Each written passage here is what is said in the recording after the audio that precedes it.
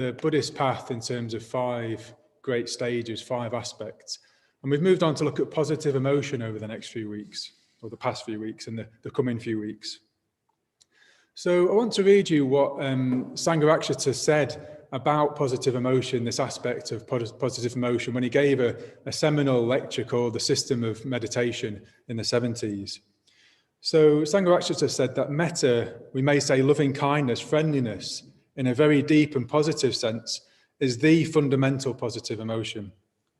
And he says, as the years go by, I come into contact with more and more order members, more and more mitras, more and more friends, more and more people outside our movement, and can see more and more clearly, more and more definitely, the importance of positive emotions in our lives. I would say the development of positive emotions, emotions of friendliness, joy, peace, faith, serenity, is absolutely crucial for our development as individuals. So this is not only important for the spiritual life, but it's crucial for our life as human beings to have positive emotions. So really, really important. And he goes on to talk about the kind of emotions that we should try and cultivate for our Sangha members, our fellow community members, and within the order as well.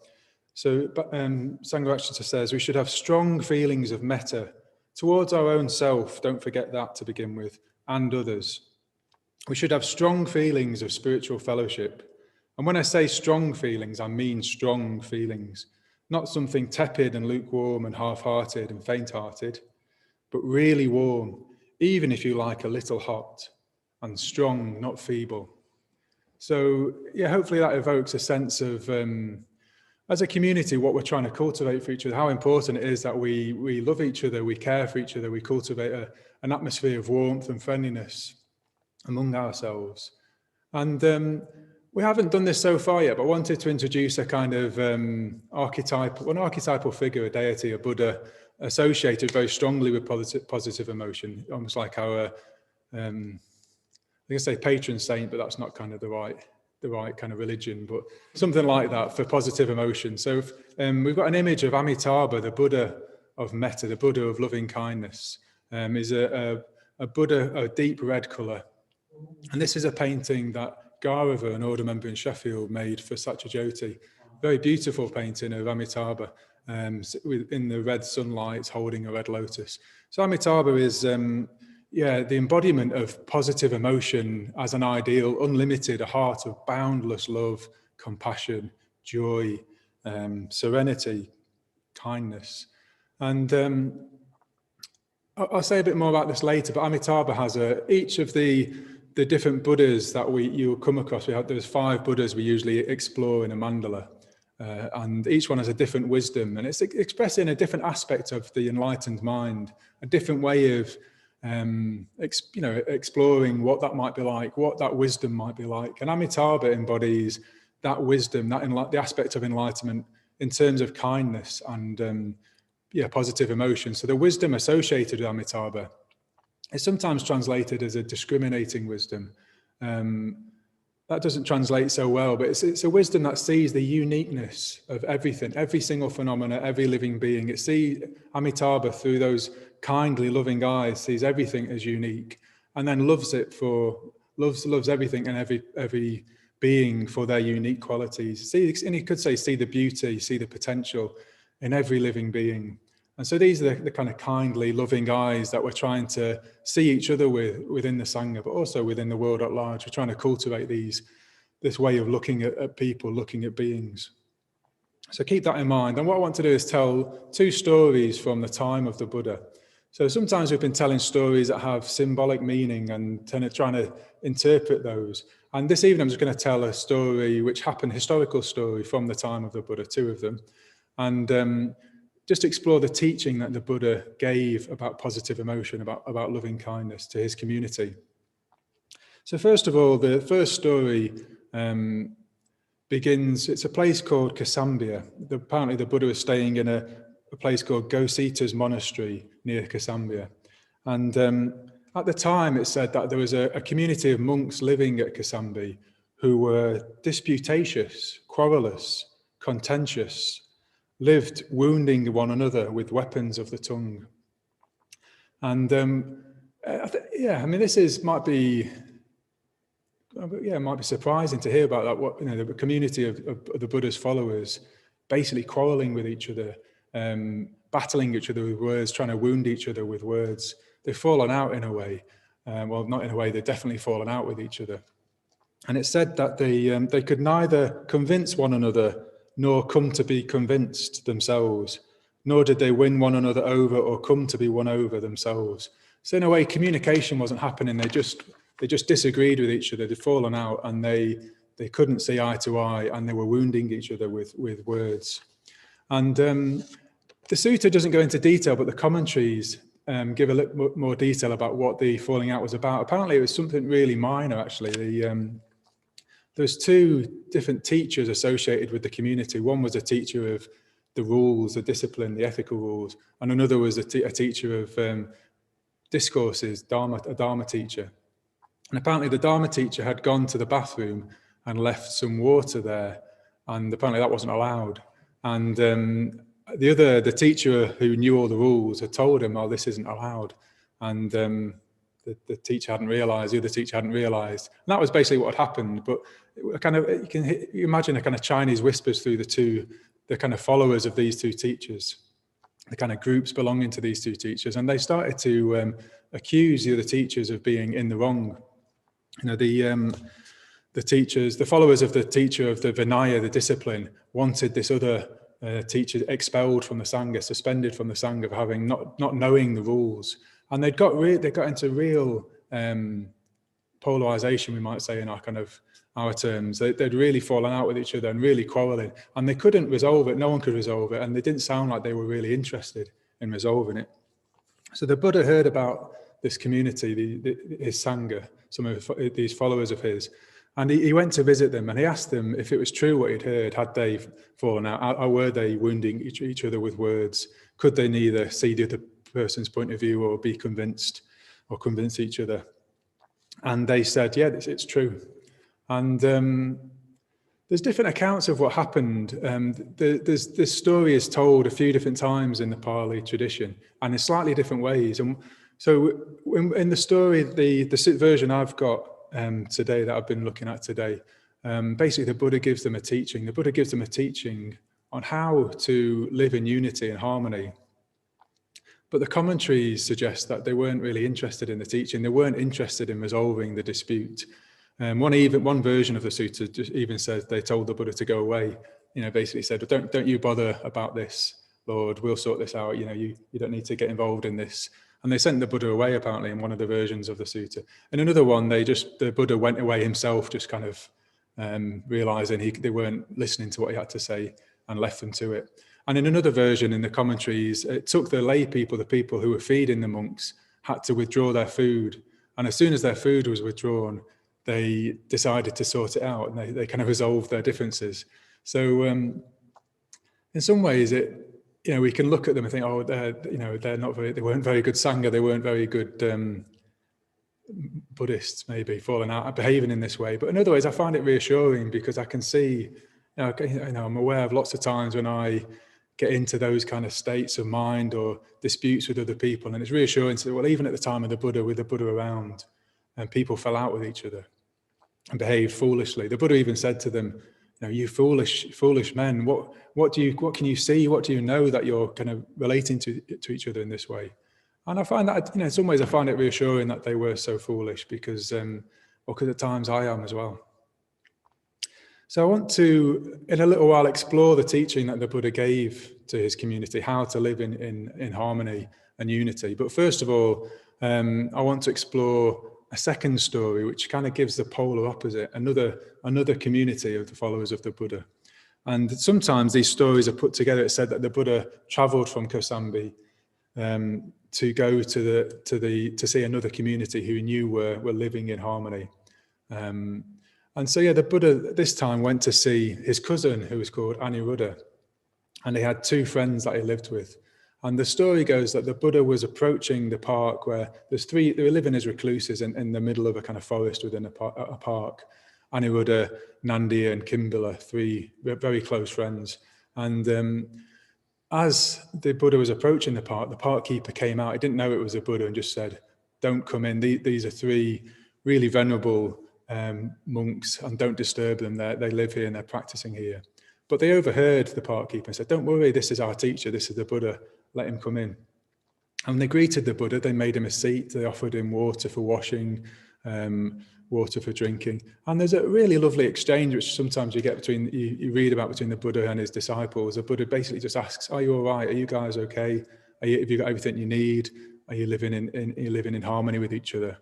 And the phrase he actually uses is there's a lovely phrase. He says, I hope you're keeping well, Anuruddha and friends. I hope you're all right. And I hope you're having no trouble getting food. And they say, yeah, we're okay, we're all right, and we're getting by. We have no trouble getting food. I hope you're living in harmony, appreciating each other without quarreling, blending like milk and water, and regarding each other with kindly eyes. And they say, yes, we do. We live in harmony like this. So there's a lovely image there. The image of, well, blending like milk and water. They've blended. And you hear more about this later. They're so close. They're so close. Their friendship with each other. It's like they've blended. Their life together has become blended. Very lovely image.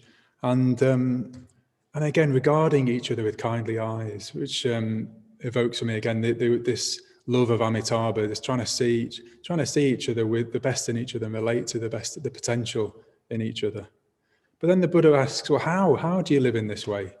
And Anuruddha speaks on behalf of them. He says, well, in this case, I think to myself, I'm fortunate, so very fortunate to live together with spiritual companions such as these.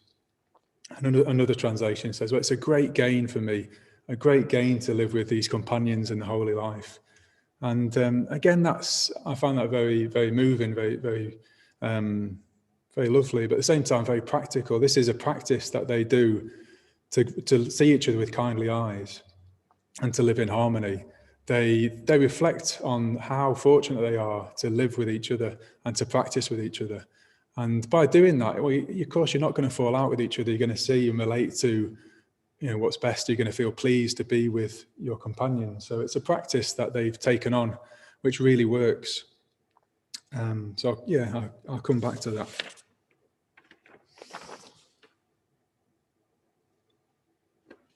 Yeah. And then Anuruddha goes on and says, so he has this reflection of thinking how fortunate he is to live with these friends, these companions. And then he says, I consistently treat my friends with kindness in body, speech and mind, both in public and in private. So again, I'll come back to this list of how they practice. Acts of kindness in body, speech and mind, both in public and in private. And then he goes on, Anuruddha goes on further and says, well, also I think to myself, well, why don't I set aside my own ideas and just go along with these venerable ones' ideas? And that's what I do. So he decides to himself, well, I've got my own preferences, I've got my own likes and dislikes. Maybe I'd like the tea to be a particular way, or I'd like the kind of, the tidying up to be done in a particular way. But why don't I put aside my preferences and go along with these venerable ones' ideas, go along with their preferences? And that's what I do. And though we're different in body, sir, we're one in mind, it seems to me.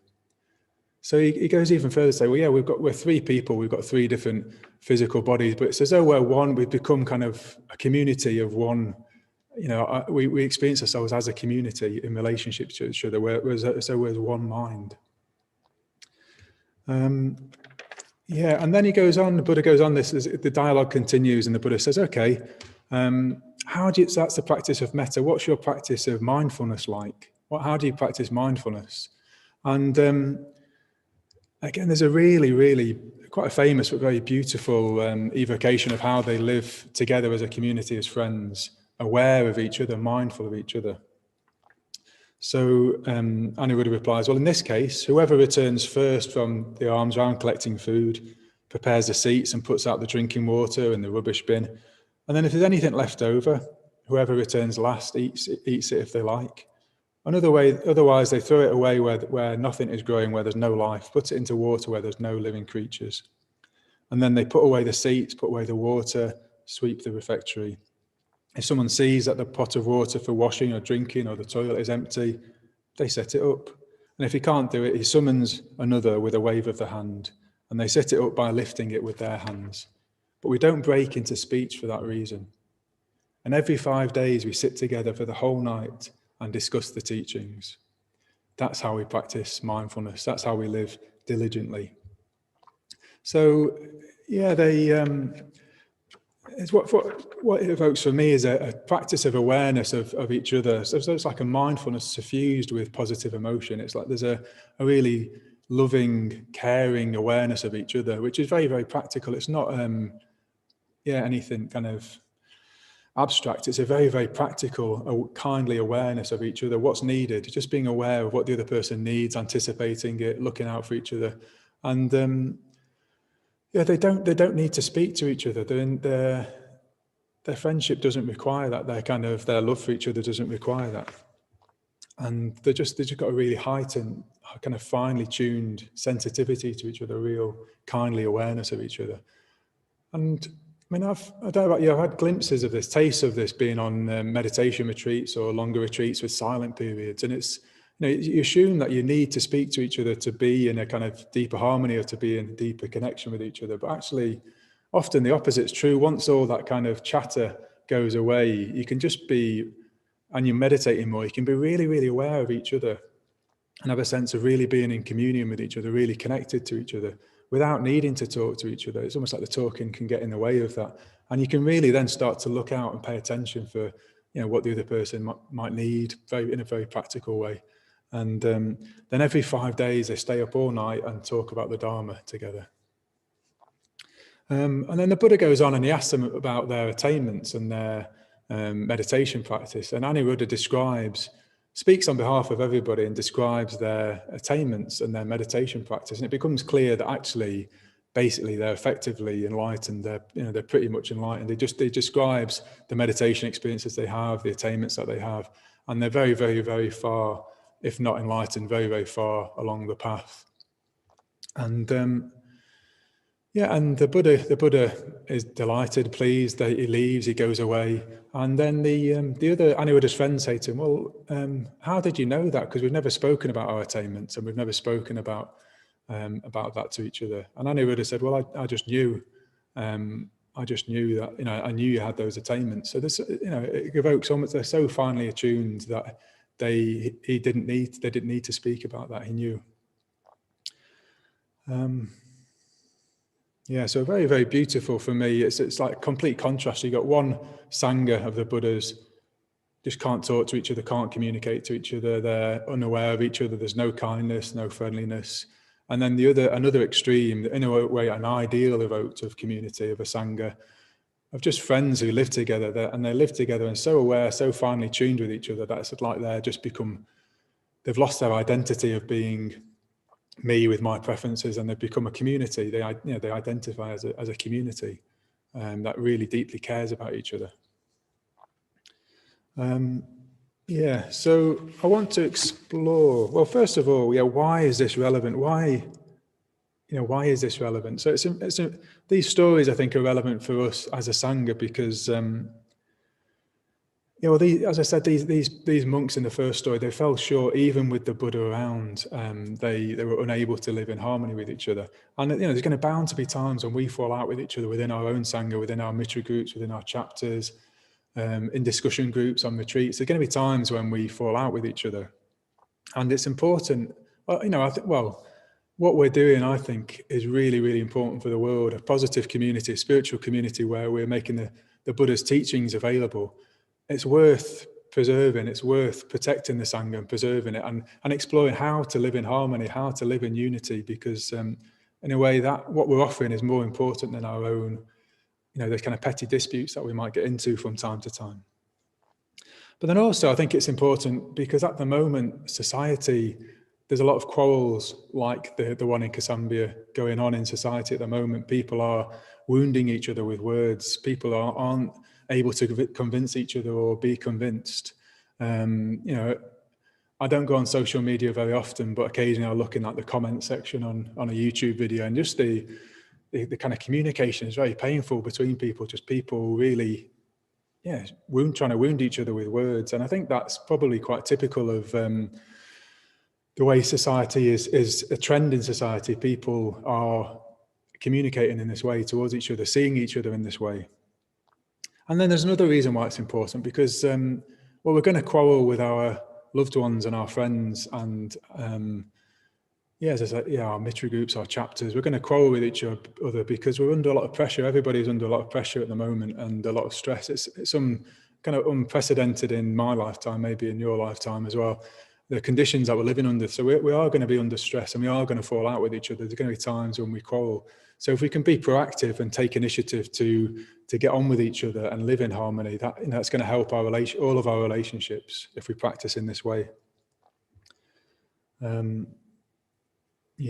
I want to just revisit Amitabha and his kindly eyes, his wisdom that sees, it's this heart of unbounded love and compassion and kindness, and the way that he sees living beings, he sees them with kindly eyes. And that's what the Buddha and Aniruddha talk about, seeing each other with kindly eyes. What might that be like? How could we practice that? What might the implications of that might that be? I was on a weekend retreat a couple of weekends ago where we looked at the Tibetan Book of the Dead, some of you might have heard about, and we looked at Amitabha in that. And Amitabha was described as, his wisdom was the purification of perception. So our perception is usually faulty when it comes to people. We don't see people as they are. We see people in terms of our ideas about them, our stories about them. We fix them in terms of the things we don't like about them. And we don't see, our perception of, our faculty of perception is impure. But Amitabha's heart and his discriminating wisdom is the purification of that. He sees people in terms of their best, what's possible, what they can become. And Sangha Achata in the 10 Pillars has said, well, loving kindness and kindly speech as well is like the sun that causes flowers to grow. If we can see the best and relate to the best in other people, and also name that, it's that kindness is like the sun that causes other people to grow. And that's what Amitabha's his wisdom and his love. That's how I experience that. So, if we're seeing with eyes of loving kindness, well, then there's understanding, there's compassion as to how people are behaving, trying to see from their point of view, trying to walk in their shoes and understand, well, why might they be behaving like that? And try and relate to them in terms of their potential, what's highest in them, particularly in the Sangha as well. So going back to the first story, the quarrelling monks, stabbing each other with wounding each other with words. Well, I want to explore the teaching that the Buddha gave to these monks, and which they ignored apparently. But it'd be very useful for us to know, well, what advice was the Buddha giving them? How can you restore conflicts, but also how can you avoid them? How can you stay in harmony and unity like the Aniruddhas? So the Buddha gave them six things to practice to be in harmony and unity. So the first three you'll recognize because we've seen them already. So the first one is bodily acts, physical acts of loving kindness, both in public and private. And the second one is verbal acts of loving kindness, both in public and in private. The third one was mental acts of loving kindness in public and private. So the first three, it's metta, it's loving kindness in terms of all of our communication with other people, internally, our internal dialogues, our speech, and our physical acts, our gestures. We try and cultivate that, both when we're with people and other people, but also in private. What might that be? What might that mean? In a way, you could explore that in groups. That'd be something useful to explore in groups. What might that mean to have physical, verbal, mental acts in public and in private? We talked about this in our chapter a little bit on Monday. Bless you. We were talking about the inner critic and, in a way, how we can, probably most of the time, we're not verbally criticising each other or falling out with them in the way that the monks at Kosambiya were, but it might be an inner dialogue where there's kind of, the mental acts of loving kindness, the way we're talking in our mind about other people. And sometimes, we might get involved with gossip about other people. Yeah, and I've been doing. Yeah, I'm probably still doing this now.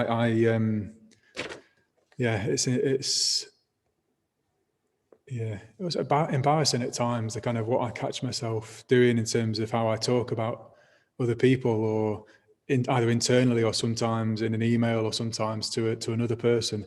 So it's just really watching how we communicate with people when they're here, but also when they're not here, about them, what we think about them, what we say about them when they're not here.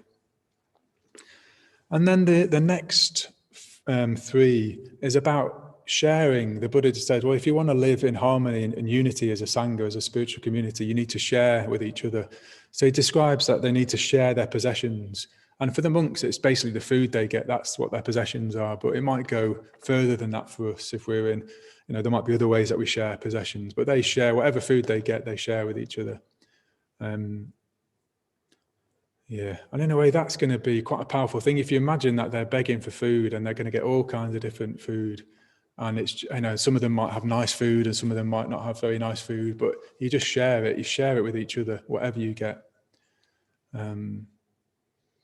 Yeah, so that's something maybe to explore and think about as well. And then the fifth thing is shared values, shared ethics, a shared moral code.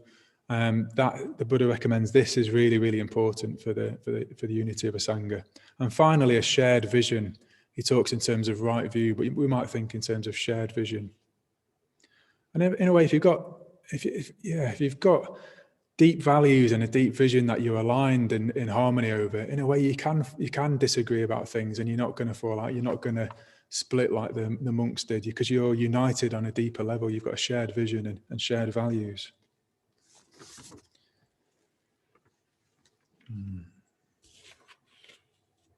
Yeah, so I think what I'd like to do is just end. Well, I'd invite you to maybe think about doing this in groups as well. But who is it a great gain that you are in a community with, and maybe think in terms of, in those terms, what,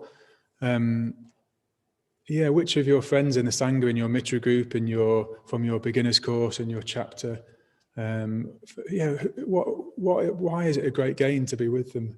Just reflect about that. What is it that's so, why are you fortunate to be with these people in the Dharma life? I'm fortunate. I've got the men's communities. I've got 5 fantastic beings in the Great Hall with me, just kind of giving me support of Maitri-Vasin. In a way, like the Anuruddhas, he made sure my feet weren't cold. He put out a mat for me, like they put out a mat for the Buddha and gave him what he needed. So they've been attending to me, making sure I've got what I need before this talk. Just putting me at ease, looking after me. And I was thinking in particular about my friends on the centre team that I work with. In a way, I share a life with and share a vision with, and how fortunate I am to do that, really. And I don't think in those terms often, usually, well, don't consciously. It's not like I think in, just trying to dig myself out of a hole. It's not like I think I'm really unfortunate, but it's like, how often do we consciously think and reflect, oh yeah, I'm really lucky. So that's what I'm trying to get at. Like I want to really consciously reflect that I'm really lucky. I'm really fortunate to live a life, share a life with these people. So there's, I was reflecting on, Aryadasa, who just gets loads done, has loads of energy, and just plows that into the Sangha. And how recently he just showed really great integrity and a lot of kindness towards me when I wasn't so kind to him, and he was just really, really kind back to me with a lot of integrity. So I'm really fortunate to work with Aryadasa. And then Maitri-Vasin, who's just like he exemplifies that care of the Anuruddhas, who's just just making sure people are looked after and well, and it's just such kindness and warmth towards them, but also a real determination to grow and change and become someone who's able to communicate the Dharma and share the Dharma. And so that's very, very inspiring. I'm really fortunate to share that life with Maitri-Vasin as well. And then Satyajyoti, who's our chair, who I've been friends with for such a long time. I'm really, really fortunate to work and practice and share this experience with Satyajyoti.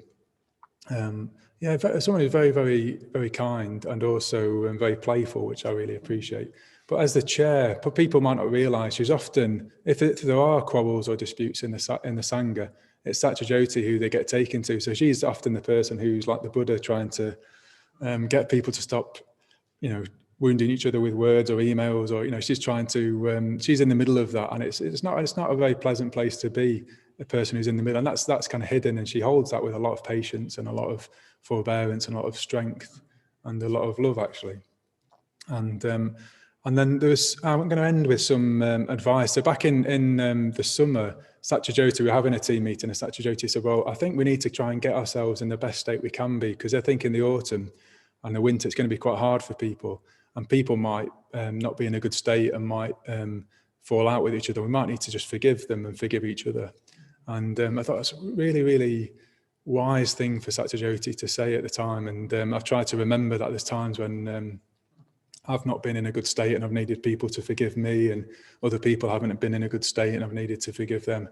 So I think maybe that's another piece of advice to end with, is that, well, your loved ones, your family, your work colleagues, people in the Sangha, where people are under a lot of pressure at the moment, and we might just need to forgive them. And that's another way that we can see in terms of Amitabha's eyes, is just forgiving people, trying to see that they're under pressure and forgiving them. So I need to stop now. Okay. Enjoy your groups, and thank you for listening. Maybe we could end by looking at Amitabha again, the lovely image of Amitabha.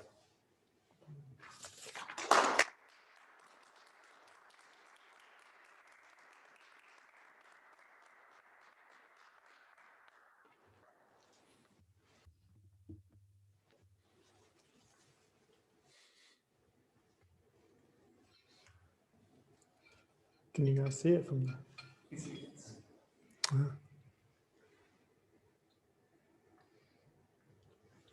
What screen is it on, Edward? Is it?